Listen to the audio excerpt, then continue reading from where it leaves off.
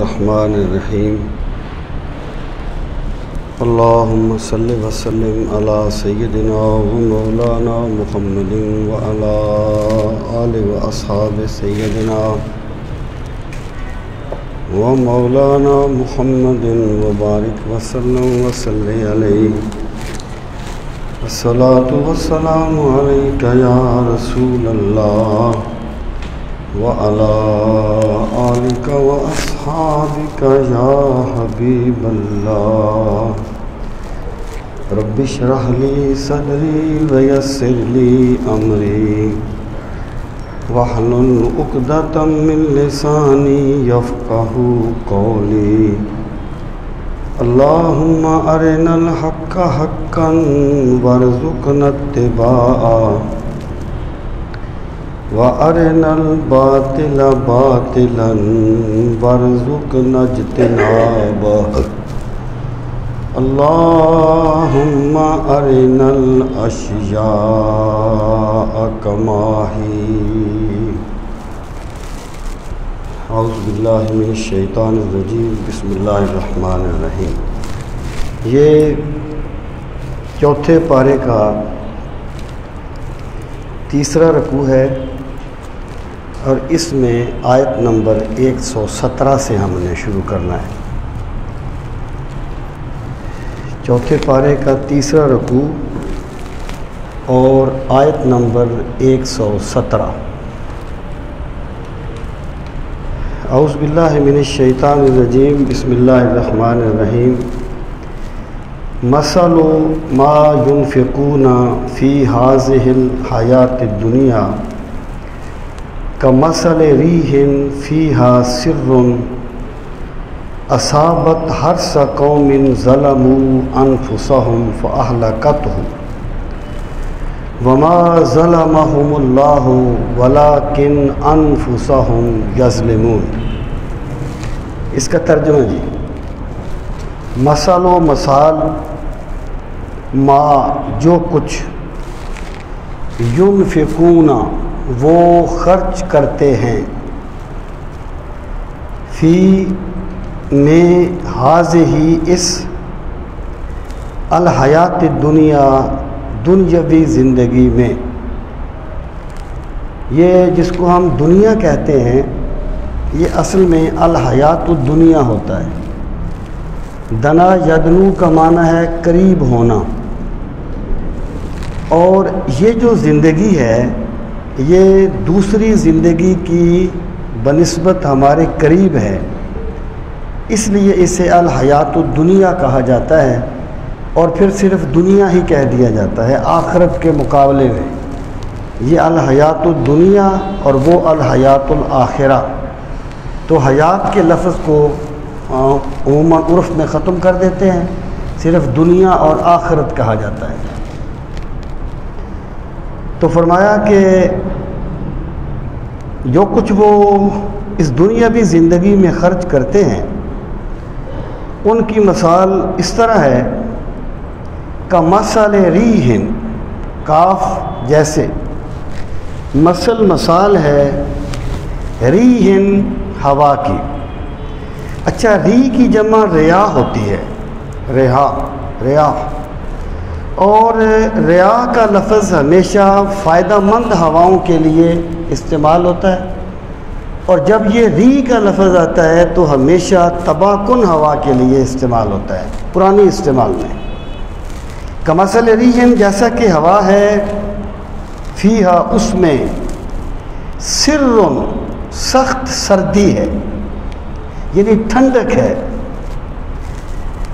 اصابت جو پہنچی، حرث قومن، حرث کھیتی، قومن ایک قوم کی، ٹھنڈی یخ بستہ ہوا کسی قوم کی کھیتی تک پہنچی۔ وہ قوم کیا تھی؟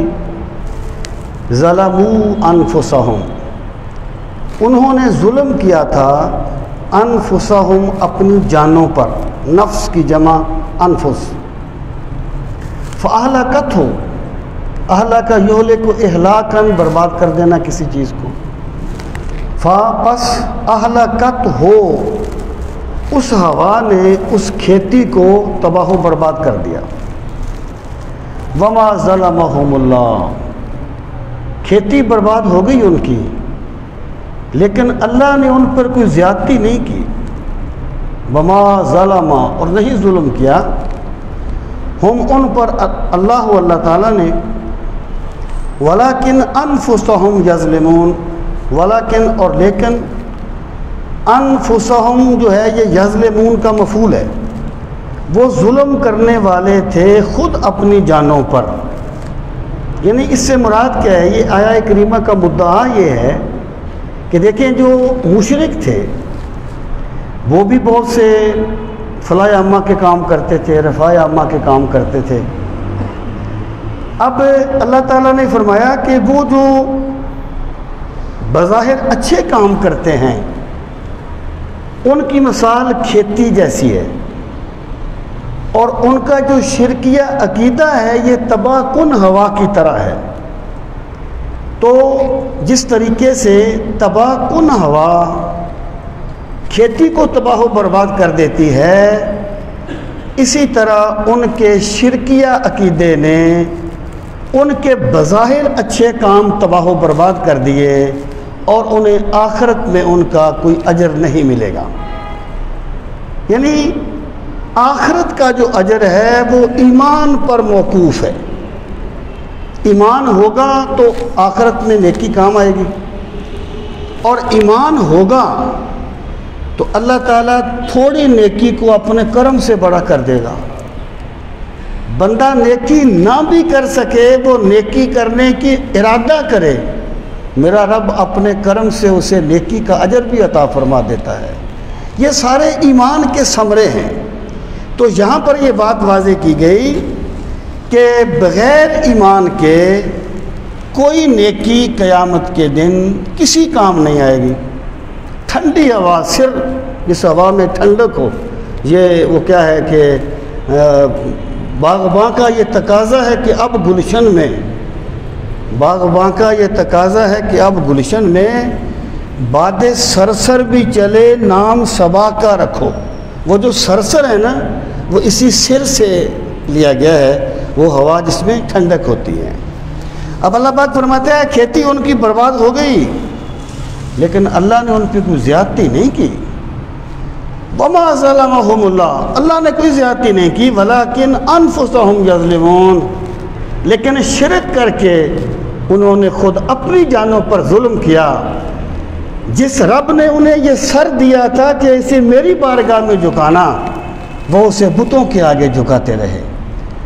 اللہ نے انسان کو جس وقار پہ پیدا کیا تھا انہوں نے اپنے وقار کا خاتمہ کر دیا۔ اللہ نے انسان کو جو خودداری دی تھی وہ اپنی خودداری جو ہے وہ بے جان بتوں کے سامنے نچھاور کرتے رہے، انہوں نے اپنی جانوں پر ظلم کیا تھا، ہم نے ان پہ کوئی زیادتی نہیں کی تھی۔ یا ایھا الذین آمنوا لا تتخذوا بطانۃ من دونکم لا یألونکم خبالا۔ کل کسی نے ایک جملہ شیئر کیا ہوا تھا سوشل میڈیا پہ کہ سارا قصور تربیت کا نہیں ہوتا، کبھی کبھی صحبت بھی اثر کرتی ہے۔ تو یہاں اللہ تعالیٰ نے ایمان والوں کو مشرکین کی صحبت سے روکا ہے، کہیں ان کی نحوستوں پر حملہ آور نہ ہو جائے، کہیں ان کے گناہوں کی نحوستیں تمہیں اپنی گرفت میں نہ لے لیں۔ ہوا یہ تھا کہ یثرب نے، پہلے نام یثرب ہی تھا مدینہ منورہ کا، اوس اور خزرج دو قبیلے رہتے تھے جن کا ذکر پہلے بھی گزرا، اور یہاں پر یہودی بھی بڑے آباد تھے، یہودیوں کے بھی بنو قینقاع، بنو نذیر وغیرہ 2-3 قبیلے آباد تھے۔ اب اکٹھے رہتے ہوئے ان کی بڑے سالوں سے ایک مجالست تھی، ایک دوستی تھی۔ ایک قبیلہ جو تھا وہ ایک قبیلے کے ساتھ مل گیا تھا، بنو خزرج، اور اوس دوسرے قبیلے کے ساتھ مل گئے تھے۔ یہ بڑے سادے لوگ تھے، ایمان والے بڑے سادے لوگ ہوتے ہیں، اور حتی الامکان یہ کسی بندے کے بارے میں بدگمانی نہیں کرتے۔ ایک مرتبہ ہم سے پیر صاحب قبلہ نے پوچھا کہ جو محدثین ہیں یہ صوفیاء کی روایت کو قبول نہیں کرتے. کیوں نہیں کرتے؟ کسی نے کچھ کہا، کسی نے کچھ کہا، کسی نے فرمایا یہ بات نہیں ہے. صوفی حسن ظن رکھتا ہے. صوفی یہ تصور نہیں کر سکتا کہ کوئی بندہ رسول کریم علیہ الصلوۃ والسلام کے بارے میں کوئی غلط بات منسوب کر دے، کیونکہ وہ حسن ظن رکھتے ہیں، پرکھتے نہیں ہیں. اس لیے محدثین کہتے ہیں کہ اس پس منظر میں ان کی روایت کی مزید تحقیق کر لیا کرو، کیونکہ یہ حسن ظن رکھنے والے لوگ ہیں. تو مسلمان حسن ظن رکھتے تھے، لیکن وہ جو تھے وہ کافر ہمیشہ اپنے کفر میں پختہ ہوتا ہے. یعنی کفر اسلام تو خیر ایک بڑے سطح کی بات ہے نا، آپ مسلکی سطح پر آ جائیں. یعنی جہاں بھی موقع ملے گا وہ بندہ کبھی آپ کو معاف نہیں کرے گا، وہ کبھی بھی کمپرومائز نہیں کرتے. یہ سیدھے سادے لوگ جو ہیں ان کی باتوں میں آ جاتے ہیں. تو اللہ رب العزت نے اس آیہ کریمہ میں اس چیز کو بیان فرمایا. فرمایا یا ایھا الذین آمنوا، اے وہ لوگوں جو ایمان لائے، لا تتخذوا، اتخذ یتخذ کا معنی بنا لینا، لا تتخذوا نہ بنا لیا کرو، بطانۃ. دیکھیں اسلام اقلیتوں کے حقوق دیتا ہے. اقلیتوں کو ان کی جان محفوظ ہے، ان کا مال محفوظ ہے، ان کی عزت محفوظ ہے.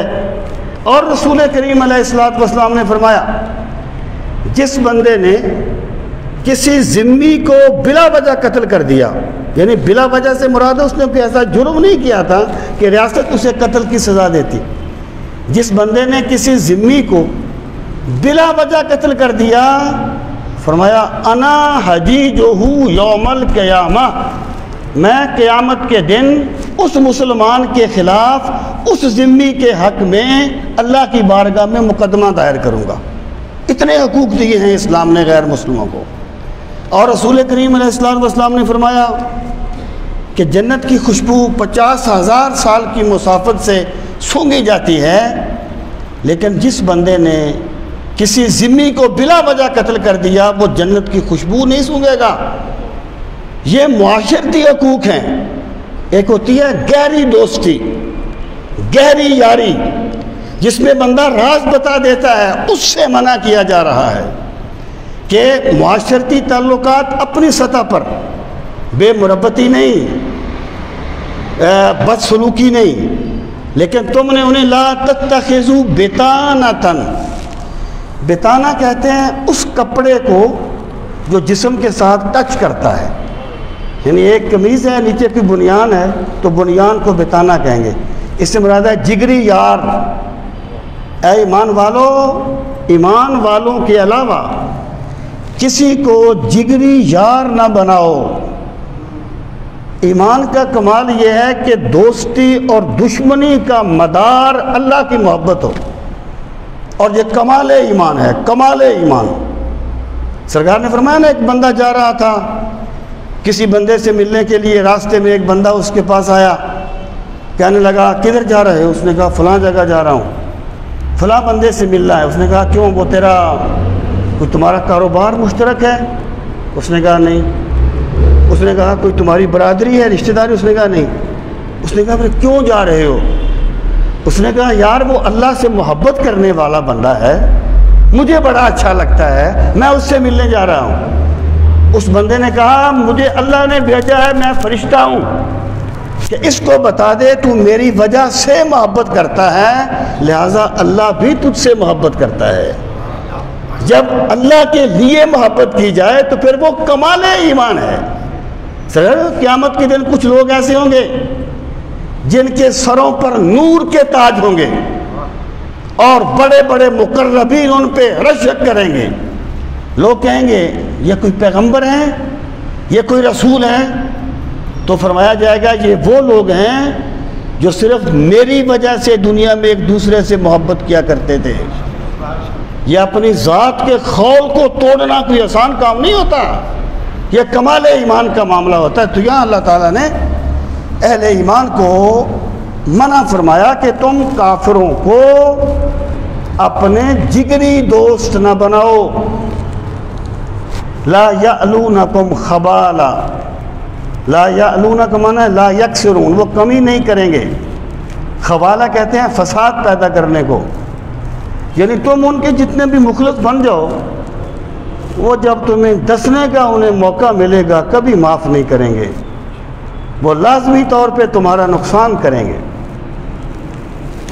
ودو، اور وہ پسند کرتے ہیں، ما انتم، اس چیز کو جو تمہیں مشقت میں ڈالے، یعنی جو چیز تمہارے لیے مشکلات پیدا کرے انہیں بڑی اچھی لگتی ہے. پھر فرمایا قد بدت البغضاء من افواہہم، قد تحقیق، بدت ظاہر ہو گیا، البغضاء بغض، من افواہہم ان کے منہوں سے، یعنی جو بندے کے دل میں ہوتا ہے نا. میں کہا کرتا ہوں کہ یار ہر مذاق کی بھی ایک حقیقت ہوتی ہے. جو بندہ کسی کو مذاق کرتا ہے نا، اس کا بھی ایک بیک گراؤنڈ ہوتا ہے، وہ بھی اس کے اندر کا اظہار ہوتا ہے. اگر کسی بندے کے دل میں کسی بندے کے بارے میں اچھے تاثرات ہیں تو اس کا بھی اظہار ہو جائے گا. اگر کوئی کسی کے لیے مخلص نہیں ہے تو اس کا بھی اظہار ہو جائے گا. اللہ پاک فرماتے ہیں کبھی کبھی ان کا بغض ان کے منہوں سے چھلک پڑتا ہے، ظاہر ہو جاتا ہے. وما تخفی صدورہم اکبر، وما تخفی، اور جو کچھ چھپاتے ہیں، صدورہم ان کے سینے، یہ ہے حال بول کے محل مراد لینا. دل جو ہے وہ سینوں میں ہوتا ہے نا، تو صدور کہہ دیا. ان کے سینے چھپاتے ہیں، اکبر، وہ اس سے بھی بہت بڑا ہے. جتنا بغض ظاہر ہو گیا ہے نا، جو ان کے سینوں میں چھپا ہوا ہے وہ اس سے بھی بہت بڑا ہے. قد بینا لکم الآیات، تحقیق ہم نے واضح کر دی، لکم تمہارے لیے، الآیات و آیات، ان کنتم تاقلون، اگر تم بات سمجھنے کا ملکہ رکھتے ہو، اگر تم صاحب عقل ہو تو ہم نے تمہارے لیے بات کو واضح کر دیا. مطلب یہ ہے کہ بندہ اپنی عقل کو ہی حرف آخر سمجھتا ہے، بندہ اپنی عقل کو ہی حرف آخر سمجھتا ہے. امام غزالی ایک مقام پر کہتے ہیں کہ اے انسان، اگر تو 3 دن سے بھوکا ہو اور تجھے ایک کھانا دیا جائے اور ایک یہودی کا بچہ یہ کہہ دے کہ اس کھانے کو مت کھانا، اس میں زہر ملا ہوا ہے، تو اس کو نہیں کھائے گا. تیرا رب کہتا ہے گناہ نہ کرنا لٹ جائے گا، میری نافرمانی نہ کرنا برباد ہو جائے گا. تو اللہ کی بات نہیں مانتا، یہودی کے بچے کی بات مان لیتا ہے، کیونکہ تیری عقل سمجھتی ہے کہ یہ کہہ رہا ہے اس کی کوئی حقیقت ہوگی. تو بندہ جو ہے وہ ہمیشہ اپنی عقل کو ہی حرف آخر سمجھتا ہے، اور جو بندہ اپنی عقل کو حکم الہی کے سامنے قربان کر دیتا ہے وہی بندہ ایمان کی لذتیں پا لیتا ہے اور وہی دنیا اور آخرت کی برکتیں پا لیتا ہے. ان کنتم تاقلون، ہا انتم اولاء تحبونہم، ہا تاکید کے لیے ہے، انتم تم ہو، اولاء یہ اصل میں ہا اولا وہی لوگ، تحبونہم تم محبت کرتے ہو ان سے، یعنی یہ تم ہو، تمہارے دلوں میں ان کی محبت ہے، ہمارے پرانے تعلقات ہیں، ہم اتنے عرصے سے اکٹھے رہ رہے ہیں. ولا یحبونکم، لیکن وہ تم سے محبت نہیں کرتے، وہ کبھی تم سے محبت نہیں کریں گے. وتؤمنون بالکتاب کلہ، اور تم ایمان لاتے ہو بالکتاب، کتاب پر، کلہ ہی ساری کی ساری کتاب. یعنی یا تو اس کا مطلب یہ ہے کہ قرآن کریم اور پہلی کتابوں کی نسبت کل اور جز کی نسبت ہے. قرآن کریم کے بارے میں کہا گیا وَمُحَيْمِنًا عَلَيْهِ، کہ یہ پہلی کتابوں کے علوم کو اپنے اندر سمیٹنے والا ہے. یعنی قرآن کریم کل ہے اور پہلی کتابیں جز ہیں. اے ایمان والو تمہیں اللہ نے وہ کتاب دی جو مکمل کتاب ہے، اور ان کے پاس وہ کتابیں ہیں جو جزوی کتابیں ہیں۔ یا اس کا مطلب یہ ہے کہ اے ایمان والو، اگر یہودی ہیں حضرت موسیٰ کو مانتے ہیں تو حضرت موسیٰ کو تو تم بھی مانتے ہو، تورات کو تم بھی مانتے ہو، جبکہ وہ قرآن کو نہیں مانتے۔ تم ساری کتابوں کو مانتے ہو، وہ نہیں مانتے۔ تو جب وہ تمہاری کتاب کو اللہ کی کتاب سمجھتے ہی نہیں ہیں تو پھر تم ان سے خیر کی توقع کیوں کرتے ہو؟ فَتُؤْمِنُونَ بِالْكِتَابِ كُلِّهِ، اور تم ایمان لاتے ہو مکمل کتاب پر۔ پھر فرمایا وَإِذَا لَقُوكُمْ قَالُوا آمَنَّا وَإِذَا لَقُوكُمْ، اور جب وہ تم سے ملتے ہیں قالوا، وہ کہتے ہیں آمنا، ہم ایمان لے آئے، ایمان کا دعویٰ کرتے ہیں۔ وَإِذَا خَلَوْا، خلا کا مطلب ہوتا ہے الگ ہو جانا۔ یہ جو آیہ کریمہ ہے نا، چوتھے پارے میں شاید پہلے گزری ہے، آگے آئے گی کہ وَمَا مُحَمَّدٌ إِلَّا رَسُولٌ قَدْ خَلَتْ مِن قَبْلِهِ الرُّسُلُ، کہ رسول کریم علیہ الصلوۃ والسلام اللہ تعالیٰ کے رسول ہیں اور پہلے بھی رسول گزر چکے ہیں۔ خلط گزر چکے ہیں۔ وہ کہتے ہیں، قادیانی کہتے ہیں کہ دیکھو اس کا مطلب یہ ہے کہ حضرت عیسیٰ علیہ السلام فوت ہو گئے۔ اللہ نے کہا قد خلط، وہ گزر گئے۔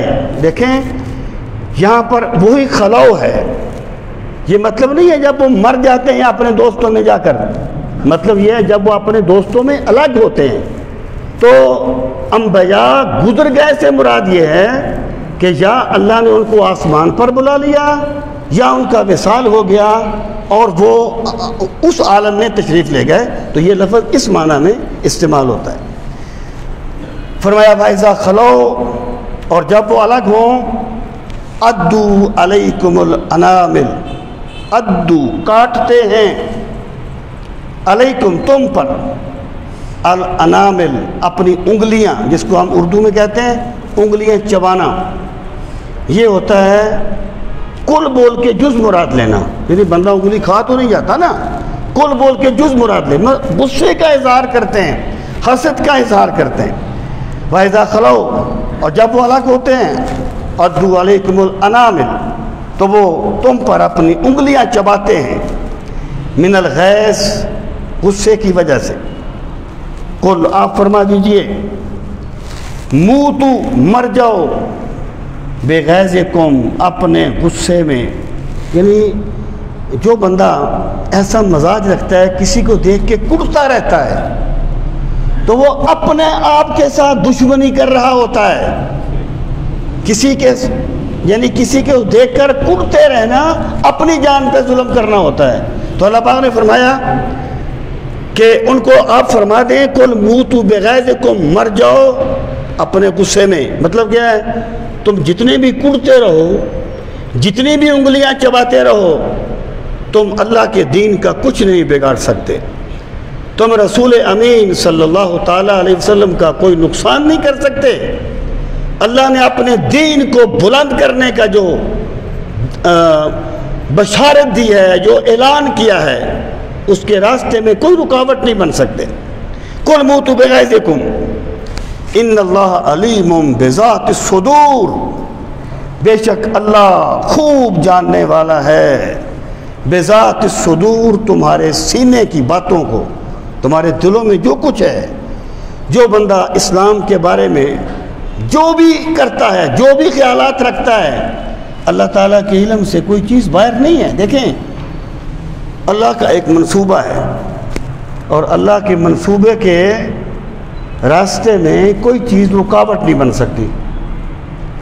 اللہ کا منصوبہ ہے کہ سورج طلوع ہوگا، اب پوری دنیا ٹل لگا لے کہ طلوع نہ ہو، وہ ہوگا، اللہ کا منصوبہ ہے۔ اللہ تعالیٰ کا منصوبہ ہے کہ اسلام ہر اس گھر میں پہنچے گا جس گھر میں سورج کی روشنی پہنچتی ہے یا چاند کی چاندنی پہنچتی ہے۔ اللہ کا دین کسی کا محتاج نہیں ہے، ہر بندہ خود دیکھے کہ وہ اللہ کے دین کے لیے کیا کر رہا ہے۔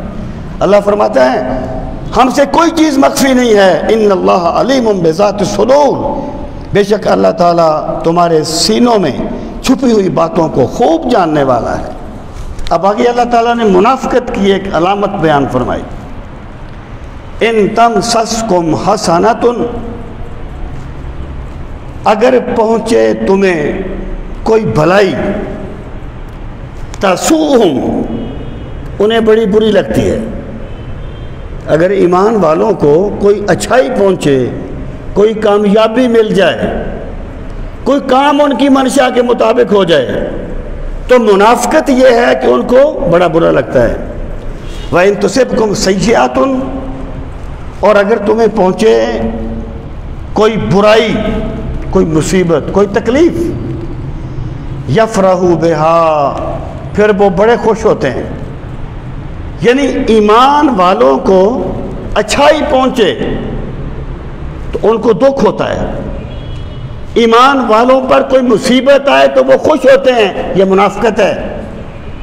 اور جس بندے کو، ایمان والوں کو کوئی خیر پہنچے تو بندے کو خوشی ہو، اور کسی مومن بھائی کو کوئی نقصان پہنچے تو بندے کو افسوس ہو، یہ اس کے مومن ہونے کی علامت ہے۔ ایک صوفی نے کہا تھا کہ کسی کے دکھ میں شریک ہونا مشکل نہیں ہوتا، کسی کے سکھ میں شریک ہونا مشکل ہوتا ہے۔ یعنی غم میں تو بندہ ہو ہی جاتا ہے نا جی، آپ نہیں بھی جانتے ایک بندے کو ایکسیڈنٹ ہوا ہے، آپ کو بھی افسوس ہوگا، لیکن جب بندے کا معاملہ یہ ہو کہ کامیابی اس کے بھائی کو ملے اور خوشی اسے ملے، یہ کہا جائے گا اس کو اللہ نے ایمان نصیب کر دیا ہے۔ ایمان والوں کی خوشی سے خوش ہونا یہ علامت ہے ایمان کی۔ وہ حضرت ابن عمر فرماتے ہیں نا کہ ایک مرتبہ سرکار نے فرمایا ایک بندہ ابھی آئے گا وہ جنتی ہوگا۔ کہتے ایک بندہ آیا، بڑا سادہ تھا، اس نے جوتے اتار کے بغلوں میں دیے ہوئے تھے، غسل کر کے آیا تھا، پانی ٹپک رہا تھا، گزر گیا۔ پھر دوسرا دن ہوا، پھر سرکار نے فرمایا ابھی ایک بندہ آئے گا وہ جنتی ہوگا۔ کہتے پھر وہی بندہ آیا۔ پھر تیسرا دن ہوا، سرکار نے فرمایا ابھی ایک بندہ آئے گا وہ جنتی ہوگا۔ پھر وہی بندہ آ گیا، چلا گیا۔ ابن عمر کہتے ہیں میرے دل میں یہ خواہش پیدا ہوئی کہ میں اس کے ساتھ جاؤں، اس کا مہمان بنوں، میں دیکھوں تو صحیح یہ کون سی نیکی کرتا ہے جو اللہ کے نبی اس کے جنتی ہونے کا اعلان فرما رہے ہیں۔ کہتے ہیں میں نے اس سے کہا کہ بھائی میری کوئی گھر میں لڑائی ہو گئی ہے، میں تمہارا مہمان بننا چاہتا ہوں۔ اس نے کہا بسم اللہ آ جائیں۔ کہتے ہیں میں اس کے پاس چلا گیا، میں اس کے پاس 3 دن ٹھہرا، میں نے کوئی خاص عبادت نہیں دیکھی کہ اس نے ساری رات نوافل میں گزار دی ہو، تلاوت کرتا رہا ہو، کوئی خاص وظیفہ کرتا رہا ہو۔ کہتے ہیں جب 3 دن گزر گئے تو میں نے اسے بتایا کہ بھائی میں نے ویسے ہی آپ سے کہا تھا، لڑائی تو کوئی نہیں ہوئی، سرکار نے تمہارے بارے میں یہ بتایا تھا، تو میں نے کہا چلو جا کے میں دیکھتا ہوں تم کون سی نیکی کرتے ہو، کون سا عمل کرتے ہو۔ وہ کہنے لگا بس جو تم نے دیکھا یہی ہے۔ کہتے ہیں میں چلنے لگا، اس نے مجھے کہا ٹھہرو میری بات سنو۔ اس نے کہا 2 باتیں ہیں۔ پہلی بات یہ کہ میں کسی بندے کو اپنے سے کم تر نہیں سمجھتا، اور دوسری بات یہ کہ جب کامیابی میرے کسی بھائی کو ملے تو خوشی مجھے ہوتی ہے۔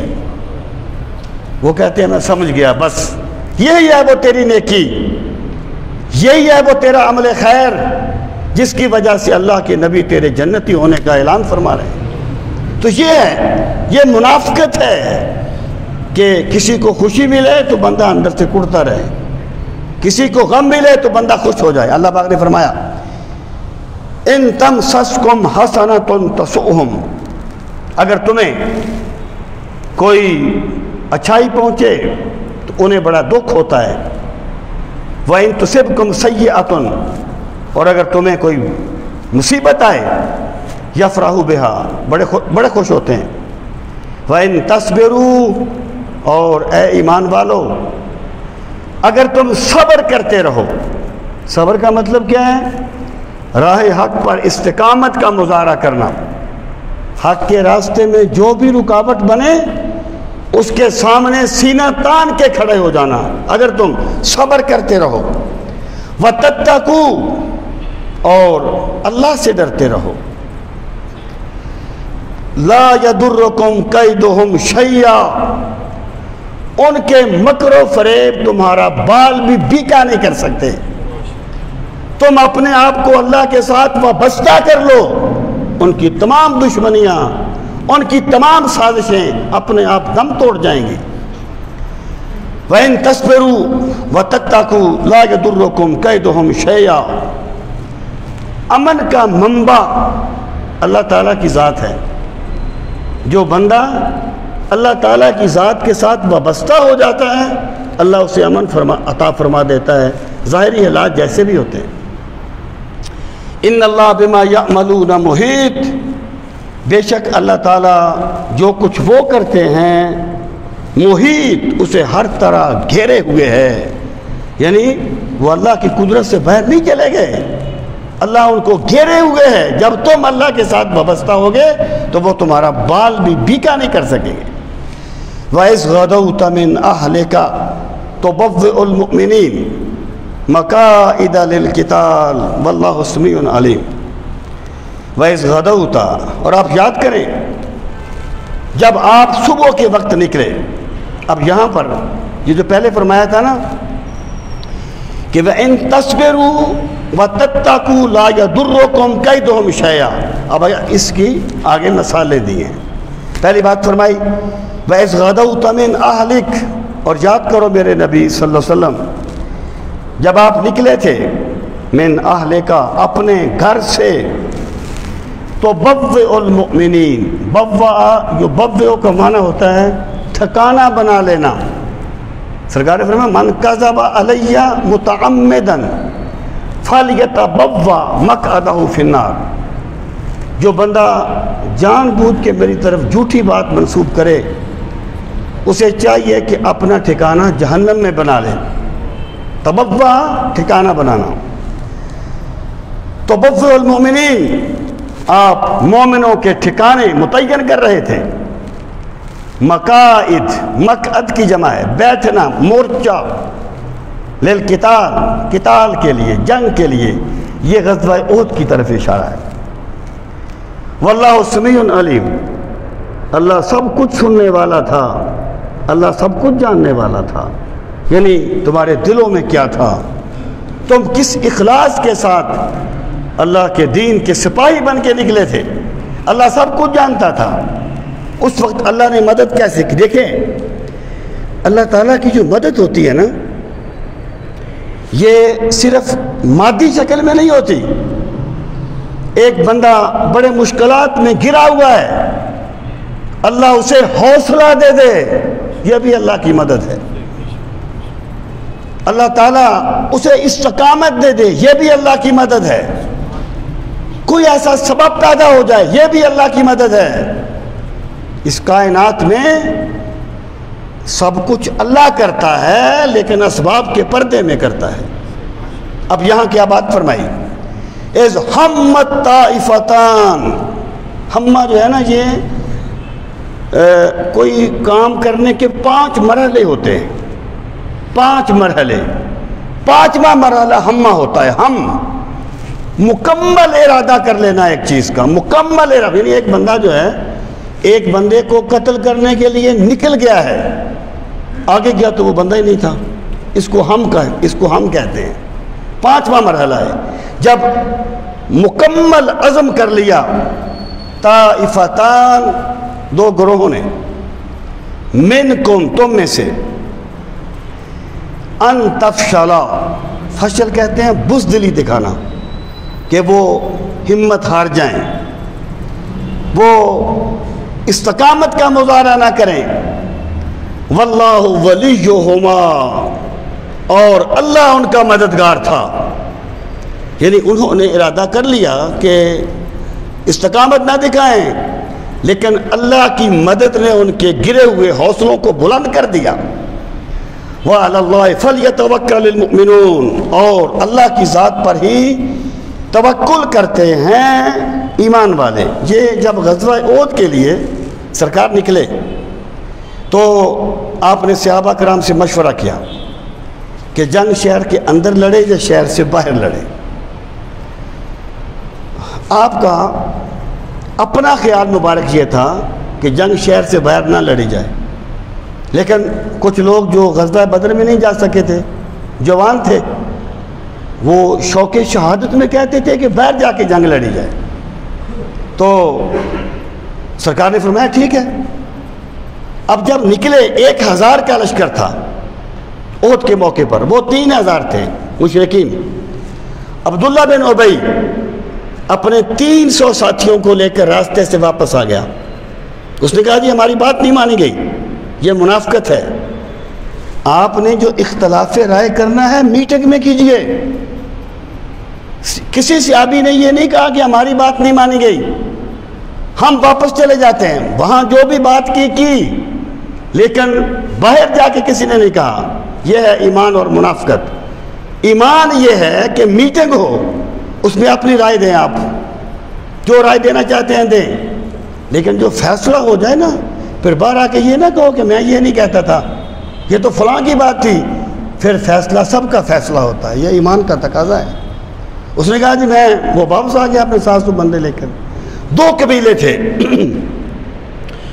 بنو اسلم اور بنو جوہینہ، ایسا کہ اس کا نام تھا۔ انہوں نے واپس آتے ہوئے ان کو بھی ورگلانے کی کوشش کی، یہ مومن تھے، یہ دونوں قبیلے مومن تھے۔ انہوں نے ان کی بھی ہمتیں پست کرنے کی کوشش کی کہ یار کدھر 3000 کا لشکر ہے، کدھر یہ 700 ہیں، یہ تو کیا جنگ تو نہیں ہے۔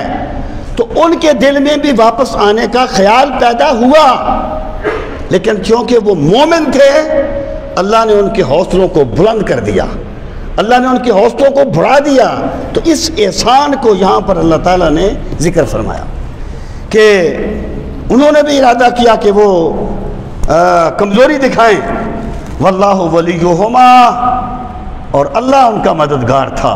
اگر کوئی بندہ کسی نیکی کے کام سے ہٹنے لگے اور پھر اسے حوصلہ مل جائے تو وہ یقین جانے کہ رب کی نصرت اس کے شامل حال ہو گئی ہے، خدا کی مدد اس کے شامل حال ہو گئی ہے۔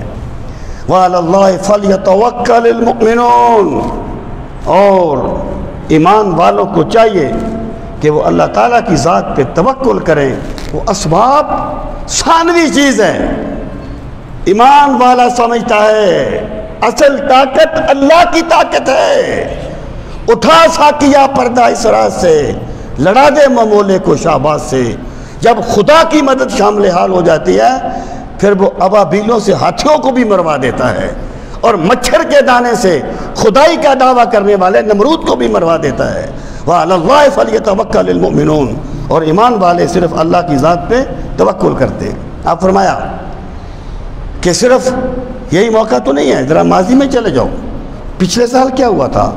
وَلَقَدْ نَصَرَكُمُ اللَّهُ، تحقیق اللہ نے تمہاری مدد کی تھی، بِبَدْرٍ، بدر کے میدان میں، میدان بدر میں، وَأَنْتُمْ أَذِلَّةٌ، اذلہ ذلیل کی جمع ہے۔ عربی زبان میں ذلیل کا لفظ عزیز کے مقابلے میں آتا ہے۔ عزیز طاقتور اور ذلیل بے سر و سامان۔ یعنی میں آپ سے یہ بات پہلے بھی عرض کر چکا ہوں کہ جب ایک لفظ کسی زبان میں استعمال ہونے لگے پھر اس کے لغوی معنی کو نہیں دیکھتے، پھر اس کا اصطلاحی معنی دیکھتے ہیں۔ مثلا ایک لفظ ہے جلوس، کہتے ہیں ہم نے جلوس نکالا، ہم نے جلوس دیکھا، جلوس نکلا ہوا تھا۔ جلوس کیا ہوتا ہے کہ لوگ اکٹھے ہو کے احتجاج کرتے ہیں۔ عربی زبان میں جلوس کا معنی ہے بیٹھنا، جلسہ یجلس جلوس، بیٹھنا۔ جب یہ اردو میں آئے گا، اب اس کا اردو استعمال ہوگا، عربی نہیں ہوگا، تو جو لوگ اس عبارت کی اس سے تعویل پکڑتے ہیں کہ ہر مخلوق چھوٹی ہو یا بڑی اللہ کے نزدیک چمار سے زیادہ ذلیل ہے، اور اس سے دلیل پکڑتے ہیں، وہ بنیادی طور پہ غلطی یہ کرتے ہیں کہ اس اصولی بات کو نہیں سمجھتے۔ جب ہم کہیں گے نا کسی کو کہ وہ ذلیل ہے، اس کا مطلب کیا ہوگا؟ وہ گھٹیا ہے، وہ کمینہ ہے۔ آپ یہ نہیں کہیں گے وہ بے سر و سامان ہے، یہ عربی کا استعمال ہے۔ اللہ پاک نے فرمایا اے اہل ایمان یاد کرو بدر میں کیا ہوا تھا، وَأَنْتُمْ أَذِلَّةٌ، اور تم بے سر و سامان تھے، تمہارے پاس تو کچھ نہیں تھا، تھے ان کے پاس 2 گھوڑے، 6 زرہیں، 8 شمشیریں، پلٹنے آئے تھے یہ لوگ دنیا بھر کی تقدیریں، نہ تیغ و تیر پر تکیا، نہ خنجر پر، نہ بھالے پر، بھروسہ تھا تو ایک سادی سی کالی کملی والے پر۔ یہ لشکر ساری دنیا سے انوکھا تھا، نرالا تھا، کہ اس لشکر کا افسر ایک کالی کملی والا تھا۔ مادی طور پر تو تم بے سر و سامان تھے، پھر کیا ہوا، وَأَنْتُمْ أَذِلَّةٌ فَاتَّقُوا اللَّهَ، تم بے سر و سامان تھے لیکن اللہ نے تمہاری مدد کی۔ اب کیا، فَاتَّقُوا اللَّهَ، اللہ سے ڈرتے رہو، لَعَلَّكُمْ تَشْكُرُونَ، تاکہ تم اللہ کا شکر ادا کر سکو۔ اب فرمایا اِسْتَقُولُ لِلْمُؤْمِنِينَ، اے میرے نبی صلی اللہ علیہ وسلم ذرا اس منظر کو یاد کیجئے جب آپ فرما رہے تھے ایمان والوں سے، أَلَن يَكْفِيَكُمْ، حمزہ استفہام کا کیا، لَن يَكْفِيَ، کافی نہیں ہے، کم تمہارے لیے، أَن يُمِدَّكُمْ، کہ وہ مدد کرے تمہاری، مدہ یمدو مدد کرنا، أَن يُمِدَّ، کہ وہ مدد کرے کم تمہاری، کون، ربکم، تمہارا پروردگار، بِثَلَاثَةِ آلَافٍ مِّنَ الْمَلَائِكَةِ، 3000 فرشتے بھیج کر، منزلین، جو اترنے والے ہوں گے۔ یعنی جب آپ ایمان والوں سے فرما رہے تھے کہ اگر ہماری تعداد کم ہے تو کوئی بات نہیں، ہم رب کے بندے ہیں، میرا رب ہماری مدد کے لیے 3000 فرشتے بھیج دے گا۔ اور پھر کیا، یعنی یہ سرکار نے فرمایا ایمان والوں سے۔ اب اللہ پاک کیا فرماتا ہے، بھلا میرے محبوب کیوں نہیں، جب تم نے کہہ دیا کیوں نہیں بھیجوں گا فرشتے، بھلا کیوں نہیں، ان تصبروا، اگر تم صبر کرو، وتتقوا، اور تقوی اختیار کرو، وَيَأْتُوكُمْ مِنْ فَوْرِهِمْ هَٰذَا، وَيَأْتُوكُمْ، اور وہ آ جائیں تمہارے پاس، مِنْ فَوْرِهِمْ، اچانک، هَٰذَا، یہ، يُمْدِدْكُمْ، وہ تمہاری مدد کرے گا، ربکم، تمہارا رب، بِخَمْسَةِ آلَافٍ مِّنَ الْمَلَائِكَةِ، 5000 فرشتوں کے ساتھ، مصومین، جو نشان لگانے والے ہوں گے۔ یعنی مطلب یہ ہے کہ ایک نشانی کے طور پر، کوئی یہ نہ کہہ دے کہ فرشتے کسی اور کام کے لیے آئے تھے عرشوں سے، بس بدر میں چلے گئے، نہیں، مصومین کا معنی یہ ہے کہ ایسی خاص ان کی نشانی ہوگی جو اس چیز کو بیان کرے گی کہ عرش والے رب نے انہیں بھیجا ہی اپنے نبی کی مدد کے لیے ہے، اپنے نبی کے ساتھ شریک ہونے کے لیے ہے کہ تم کافروں کے خلاف جنگ کرو اور کافروں کے خلاف جہاد کرو۔ وہ تو محدثین کہتے ہیں، مفسرین کہتے ہیں کہ مصومین سے مراد یہ ہے کہ اس دن فرشتے سفید پگڑیاں باندھے ہوئے تھے جو آئے تھے بدر میں شرکت کرنے کے لیے، رسول کریم علیہ السلام۔ اب دیکھیں کہ فرشتے جو ہوتے ہیں نا، وہ تو ایک فرشتہ ہی ہر چیز کو تہس نہس کر دیتا ہے۔ تو یہ اصل میں یہ ہوا یہ تھا کہ جب یعنی وہ جنگ کی تیاری ہو رہی تھی، ایک افواہ پھیل گئی کہ کرز بن جابر فہری ایک مشرک تھا، وہ 2000 کا لشکر لے کے آ رہا ہے یا 3000 کا لشکر لے کے آ رہا ہے۔ تو ایک طبی سی بات تھی کہ لوگوں میں ایک تردد پیدا ہوا کہ ہم تو پہلے کم تھے، 3000 کا لشکر اور آ گیا۔ اس وقت اللہ پاک نے فرمایا کہ اگر وہ لشکر آ جائے ہم فرشتوں کی تعداد بڑھا دیں گے، پہلے 3000 کا ہم 5000 بھیج دیں گے، کیونکہ نہ وہ کرز بن جابر فہری آیا نہ 5000 فرشتے آئے، 3000 فرشتے آئے تھے بدر کے میدان میں نبی کریم علیہ الصلوۃ والسلام کی معیت میں جہاد کرنے کے لیے۔ اور اگرچہ اس میں اختلاف ہے کہ کیا انہوں نے یعنی بالفعل جہاد کیا تھا فرشتوں نے، یا صرف یہ ایک حوصلہ بڑھانے کا طریقہ، ایک حوصلہ بڑھانے کا اسلوب تھا۔ وہ صحابہ کرام یہ فرماتے ہیں ہم کسی بندے کا پیچھا کرتے، ابھی ہماری تلوار اس سے دور ہوتی اس کا سر کٹ کے گر جاتا۔ اس کا مطلب فرشتے فی نفس ہی جہاد میں شریک ہوئے تھے۔ تو اللہ پاک نے اس چیز کا ذکر فرمایا ھذا یمددکم ربکم بخمسۃ آلاف من الملائکہ مصوبین، تمہارا رب 5000 فرشتے بھیج دے گا، مصوبین جو نشان لگانے والے ہوں گے۔ آگے فرمایا وما جعلہ اللہ الا بشرا، اللہ اپنے نبی کو غالب کرنے کے لیے فرشتے بھیجنے کا محتاج نہیں ہے۔ اللہ اپنے نبی کو بھیجنے کے لیے اپنے نبی کو غالب کرنے کے لیے کسی انسان کا بھی محتاج نہیں ہے۔ یہ فرشتے اس لیے آئے تھے الا بشرا لکم، تاکہ تمہیں بشارت مل جائے کہ ہمارا رب ہم سے راضی ہے، اس نے ہماری مدد کے لیے فرشتے بھیج دیے ہیں۔ وَلِتَطْمَئِنَّ قُلُوبُكُمْ بِهِ، اور تاکہ ان فرشتوں کے ساتھ تمہارے دل مطمئن ہو جائیں۔ وَمَن نَصْرُ إِلَّا مِنْ عِنْدِ اللَّهِ، اور مدد تو صرف اور صرف اللہ تعالیٰ کی طرف سے ہوتی ہے، یعنی مدد اوورآل اللہ کی طرف سے ہے۔ اگر اللہ مدد نہ کرے تو فرشتے بھی کچھ نہیں کر سکتے، اور جب میرا رب مدد کرتا ہے تو ہوائیں بھیج کے لشکروں کے لشکر تباہ کر دیتا ہے۔ وَمَن نَصْرُ إِلَّا مِنْ عِنْدِ اللَّهِ العزیز، وہ بڑے غلبے والا ہے، الحکیم، اور بڑی حکمت والا ہے۔ لِيَقْطَعَ طَرَفًا مِّنَ الَّذِينَ كَفَرُوا، اب فرمایا کہ بدر میں یہ جو ہوا کس لیے ہوا تھا؟ لِيَقْطَعَ، تاکہ کاٹ دے اللہ تعالیٰ، طرفاً ایک بڑا حصہ، من الذین کفروا، ان لوگوں کا جنہوں نے کفر کیا تھا، او یکبتہم، یا انہیں شدید نقصان پہنچائے، فینقلبوا، پس وہ پھر جائیں، خائبین، خسارہ اٹھانے والے ہو کر۔ یعنی بدر، دیکھیں یہ جو بدر کی جنگ تھی نا یہ پہلی جنگ تھی۔ اگر بدر کے نتائج مختلف ہوتے تو اسلام کی تاریخ مختلف ہو جاتی۔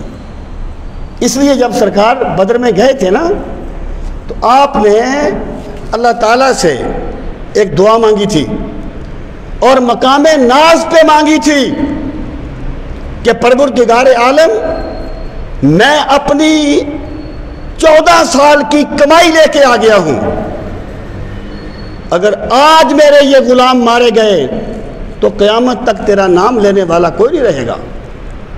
حالانکہ اللہ تعالیٰ قادر مطلق ہے، یہ مقام ناز ہے، قیامت تک کوئی نہیں رہے گا تیرا نام لینے۔ اتنی اہم جنگ تھی۔ ہوا کیا اس میں؟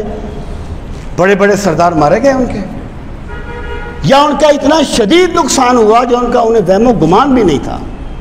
اللہ پاک فرماتا ہے یہ بدر کی جنگ اس لیے ہوئی تھی کہ کافروں کا ایک بڑا حصہ تباہ کر دیا جائے اور دوسرا شدید نقصان پہنچا کے واپس جائیں۔ لیس لک من الامر شیء او یتوب علیہم او یعذبہم فانہم ظالمون۔ پہلے آپ اس کا لفظی ترجمہ سن لیں، پھر میں عرض کرتا ہوں۔ لیسا نہیں ہے، لکا آپ کے لیے، من الامر معاملے سے، شیء کوئی بھی چیز، او یتوب علیہم، یا اللہ تعالیٰ اپنی رحمت کے ساتھ متوجہ ہو ان پر، او یعذبہم، یا اللہ تعالیٰ انہیں عذاب دے، فإنہم ظالمون، بے شک وہ ظلم کرنے والے ہیں۔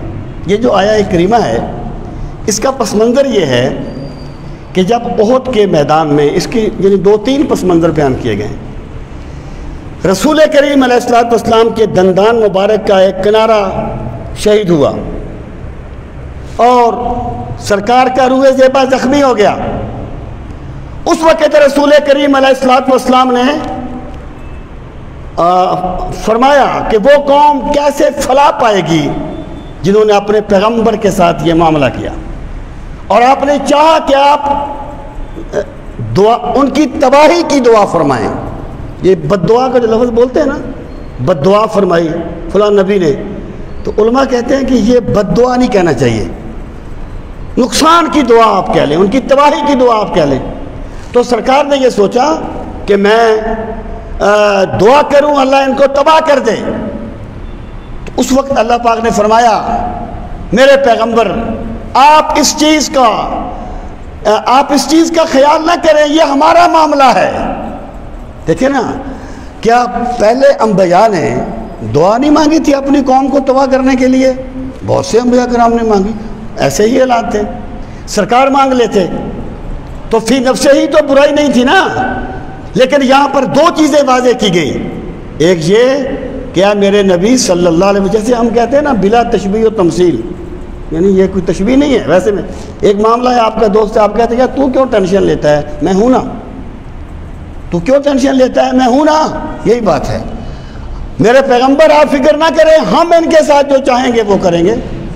اور اس میں بشارت دی گئی کہ یہ جو آج آپ پہ پتھر برسا رہے ہیں، ان میں سے بہت سے کل آپ کی زلفوں کے قیدی ہو جائیں گے۔ اور پھر ایسے ہی ہوا۔ تو یہ ہے وہ چیز، یعنی مطلب یہ ہے کہ یا تو اللہ تعالیٰ نے اس لیے منع فرما دیا کہ آپ ان کی تباہی کی دعا نہ کریں کیونکہ آپ رحمت للعالمین ہیں، یا اس کا مطلب یہ ہے یہ معاملہ ہم بہتر جانتے ہیں ہم نے کیا کرنا ہے۔ تو مطلب یہ ہے کہ دعا مانگنے کا اگر کوئی فائدہ ہی نہیں ہوتا تو دعا تو گناہ گار بھی مانگتے ہیں تو فائدہ ہوتا ہے۔ اس آیت سے یہ استدلال کرنا کہاں کی شرافت ہے کہ دیکھو یہ استغفر اللہ پیغمبر بے بس ہو گئے تھے، بات یہ نہیں ہے۔ بات یہ ہے کہ اللہ تعالیٰ نے اپنے پاک نبی علیہ الصلوۃ والسلام کو یہ بات واضح فرمائی کہ یہ آج یہ کر رہے ہیں لیکن بہت جلد ان میں سے بہت سے لوگ آپ کے قدموں میں ہوں گے اور اسلام قبول کر لیں گے، اس لیے آپ ان کی تباہی کی دعا نہ فرمائیں۔ ارشاد فرمایا لیس لک من الامر شیء او یتوب علیہم او یعذبہم، یعنی آپ اس معاملے کو رہنے دیں، اللہ کی ذات چاہے گی تو ان کو توبہ کی توفیق دے دے گی۔ خالد بن ولید بھی تو انہی میں تھے نا جو بعد میں شمشیر اسلام بنے، سیف اللہ بنے، ہاں جی انہی میں تھے نا بدر میں۔ اگر تباہ ہو جاتی تو کتنے اور بھی لوگ تھے جو ادھر تھے۔ یا اللہ انہیں عذاب دے فإنہم ظالمون، بے شک وہ ہیں ظلم کرنے والے۔ وَلِلَّهِ مَا فِي السَّمَاوَاتِ وَمَا فِي الْأَرْضِ، اور اللہ کے لیے ہے جو کچھ آسمانوں میں ہے اور جو کچھ زمین میں ہے۔ یعنی یہ جو معاملہ ہوا ہے یہ اللہ تعالیٰ کے ایک نظام کے تحت ہوا ہے، لیکن زمین و آسمان کی ہر قوت اور ہر طاقت اللہ کے دست قدرت میں ہے۔